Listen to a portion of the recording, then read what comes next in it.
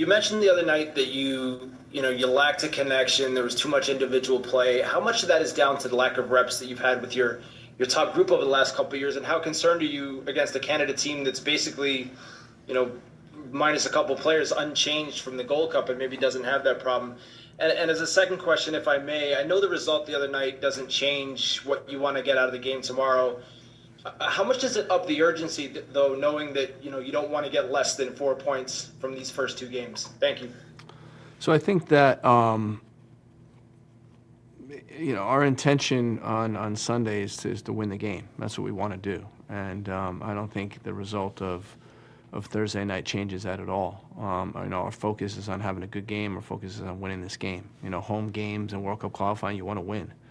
That goes without saying.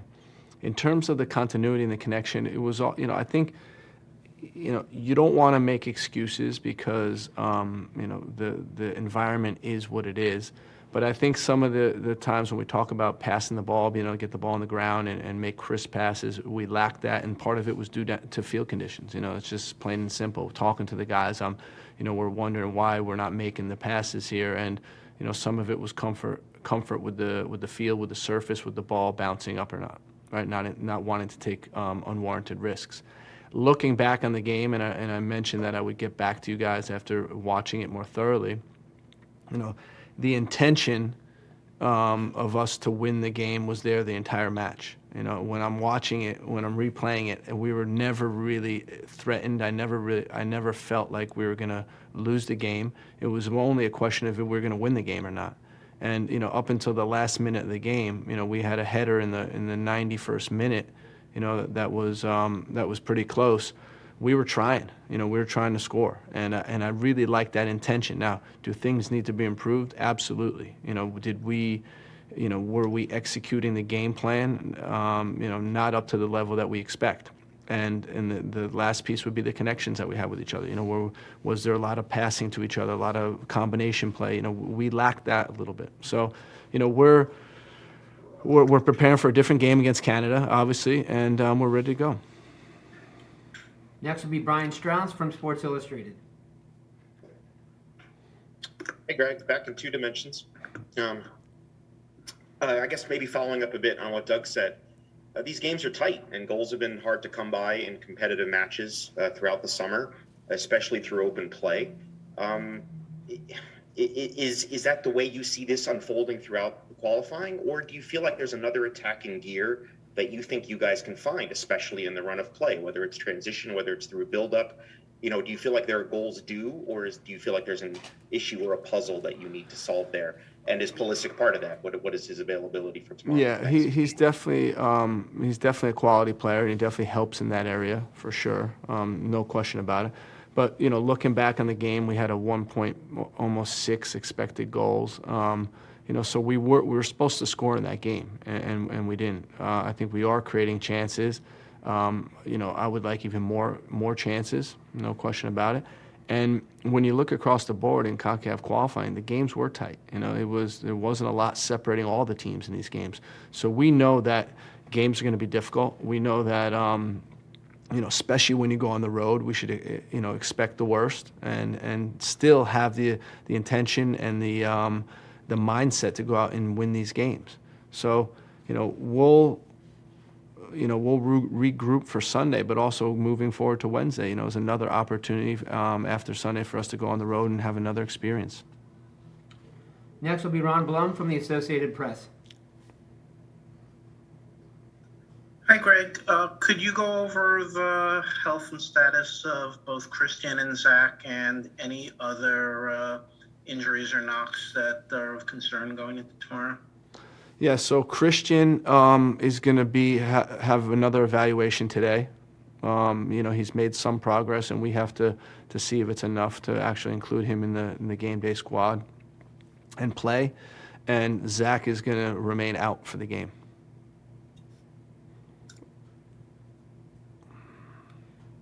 Next, we'll go to Paul Tenorio from The Athletic. Thanks so much, Michael. Thanks, Gregg. Gregg, I wonder when you look at Alphonso Davies and what he does for Canada down that left side, obviously a lot of their play can run through him. how do you game plan trying to take somebody like Alphonso Davies out of the game? And, considering Serginho's performance the other night, do you look at playing him on the right side because he's a Barcelona player, because he plays, against that quality of player often in Champions League and stuff like that? Thank you. Yeah, I think it's looking at a player's abilities and qualities and seeing if he could, match up with a certain player. Regarding Alphonso Davies, I think he's an outstanding player. Really dynamic fullback, winger. Had a great couple seasons at Bayern Munich. Won everything there is to win. It's been a pleasure watching him develop over these last years, coming from MLS and now playing for Bayern Munich. I've said it before. I like Canada's group. I think they have a lot of good players. It's been fun watching them develop over these last years through MLS and now with the national team. And we know it's going to be a difficult game. But for us, it's about, playing our game, understanding we're at home, and being aggressive, embracing the battle of the game. And I think we'll be fine. Next, we'll go to Grant Wall. Thanks, Michael. Thanks, Gregg, for doing this. How do you think Matt Turner did in goal against El Salvador? Will he start again tomorrow? And I know you're a data guy. What stands out to you about Matt Turner in terms of the data you've seen about him? I think Matt performed really well in the game. I was most impressed, I think, with his calmness. It wasn't an easy environment, but he really made everything look easy. I think there might have been one play in the first half where the ball got away from him, went out for a corner kick. Other than that, I think he was flawless. Caught the balls, came out on crosses, distribution was good. So for me, it was a good performance. In terms of data, when a guy's outperforming expected goals, when goalies outperforming expected goals, it's always something you like. And Matt's been doing that all season long with New England Revolution, and that means he can make the big save, and that's what you want in goalkeepers. Next will be Stephen Goff from the Washington Post. Hey, Gregg, thanks for your time. Well, you could go into a little more detail about Christian, your conversations maybe a little bit about since you got back, and what he's been going through the past couple of days while you guys were away. Yeah, so we've been getting him up to speed with training. We're trying to see what he can tolerate, see what type of workloads he can do. And I think that's the first step, to be out for 10 days and have, have COVID isn't the easiest thing to get over. So for us, it's about, really seeing how he can come back in a safe way. That's the most important thing. And we've been having conversations. We've been asking him about, how he's tolerating loads and everything. And we'll see if he's ready. Next will be Jeff Carlisle from ESPN. Thanks, Michael. Hi, Gregg. Hey, Jeff. Another guy who kind of got his baptism on Thursday was Conrad De La Fuente. What did you see out of him in that game? But also, what have you seen him just in the time that you've worked with him and what he offers the team? I thought there were some good moments of the game, some good 1v1. The beginning of the second half, he had a play where, he dribbled by 4 or 5 guys straight through the middle. He showed his explosiveness. He had a shot in the beginning of the second half that just went wide. Showed his comfort on the ball, showed, I think, enough tenacity defensively. I thought he had a good game. When you're talking about, I know that there's been, talk about a disappointing result in El Salvador, and I think that speaks to the expectations we have for ourselves, that we want to win those games. But when you talk about 12 players making the World Cup qualifying debut, when you think about the atmosphere and what type of game it meant for El Salvador, I think it's a result we can live with. And you were there, Jeff, and I know, some other reporters were there. So you got the ones that were there really understand what that environment was like. Next, we'll go to Ryan Talmadge from Goal.com. Hey, Gregg, you look at Canada and they're a team that is probably not happy with their first game, just like, in some ways you guys won't be. And they're a team that, like you guys, doesn't necessarily have that much experience in World Cup qualifying. They have guys who are still learning what this is all about. So how do you kind of expect them to approach this? Do you expect them to come out hot and excited? Do you expect them to be a little more cautious, being that it's on the road? Do you expect them to maybe be a little bit more naive? How do you kind of expect Canada to approach this game, given, they're kind of easing into World Cup qualifying themselves? Yeah, well, it's a good point. We do have similar groups, and when you look at the experience level in World Cup qualifying, it's pretty equal. And I don't know exactly how they're going to approach the game. I do know that they're well coached. I know that they have a good squad, and I'm sure they'll be prepared. And now it's up to us to do the same, and for us to show the right mentality in the game, which we've been demonstrating for the last months. And now it's a home game. We get to play in front of our fans. These are the moments that we've been waiting for. Next will be Ivis Galarcep. Gregg, as far as the matchups on the wings, fullbacks and wingers for both sides, just some very intriguing matchups going both ways. How important are those battles going to be in determining the winner? And as far as Serginho Dest goes, as a coach, how do you manage dealing with a player who is obviously so creative and so talented, but you kind of want to try to rein that in at times, or how challenging is that, especially for a player who can be so good as we saw against Canada in the Nations League back in 2019? Well, we want to give him freedom to be creative, as long as that fits within our game plan. That's what we want. He's an artist type of a player, has a really creative side to him, has an amazing amount of skill and technical ability, and we want to give him the ball and let him do good things. It's not often that you see fullbacks with that amount of talent.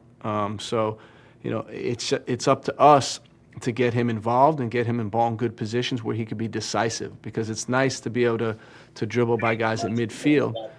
But for me, it's really about the impact we're having in goals and assists. How are we getting the ball in front of goal, how are we scoring goals or making assists even in the fullback position.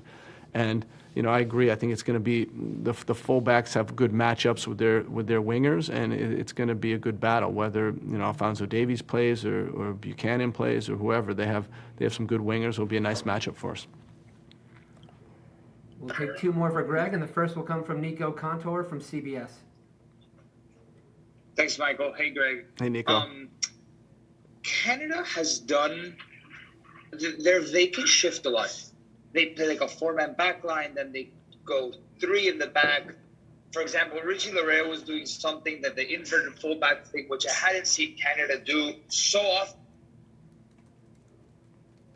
in the game against Honduras. For example, they were really about this complex type of soccer. So I know that your philosophy is like you do you, and good things will come. But how do you prepare to know what to expect with this Canada team that can be so shifting and so unpredictable at times is what they can come out with? Well, I think for us it's preparation. We showed that we can have adaptive defensive shapes. We showed that we can move around depending on how the opponent's playing. So for us, it's just about having a structure and being able to adapt that structure based on what we're seeing on the field. I think it's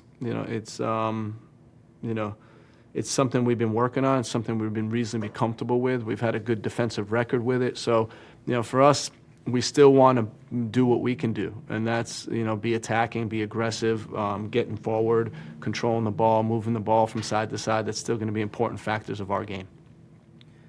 Last question comes from Jonathan Tannenwald from the Philly Inquirer. Thank you, Michael, and thanks, Gregg, again, for the time. We've all talked a lot about Alphonso Davies today. I wonder what other players on this Canada team catch your eye that you're focusing on? Jonathan David's an excellent player. Kyle Laren's an excellent player. Jonathan Osorio's a very good player. Mark Anthony Kaye. Estacchio's a good player. Buchanan's been doing a really good job. In the back, they have good players. It's a good, solid roster. I've said this time and time again. I really like the roster. When we lost to them in October of 2019, I said that it was a team that's on the rise. And, I think they're one of the most improved teams in CONCACAF. Good young player pool, similar to ours. And the game's going to be tight. We played them last month in the Gold Cup, and we talked about it being a tight game, and it was. And it will be a tight game tomorrow as well.